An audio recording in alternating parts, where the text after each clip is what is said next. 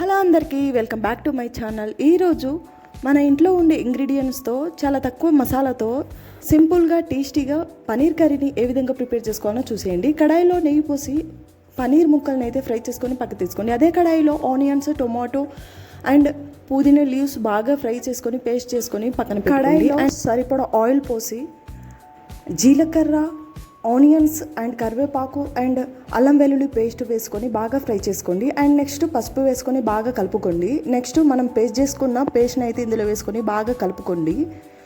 కాసేపు వేగనివ్వండి.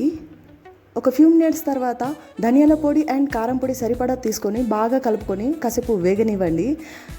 And next ఇక్కడ మనం ఫ్రై చేసి పెట్టుకున్న పన్నీర్ ముక్కల్ని ఇందులో వేసుకొని బాగా కలుపుకొని ఫ్రై చేయండి. అండ్ నెక్స్ట్ జీడిపప్పు పొడిని వేసుకొని బాగా కలుపుకోండి. అండ్ నెక్స్ట్ గ్రేవీకి సరిపడా వాటర్ని తీసుకొని బాగా కలుపుకోండి. అండ్ ఒక ఫ్యూ మినిట్స్ ఉడికిన తర్వాత కొత్తిమీరని వేసుకొని బాగా కలుపుకోండి. దించే 5 మినిట్స్ ముందు గరం మసాలా అండ్ కసూరి మేతి వేసుకొని బాగా కలుపుకోండి.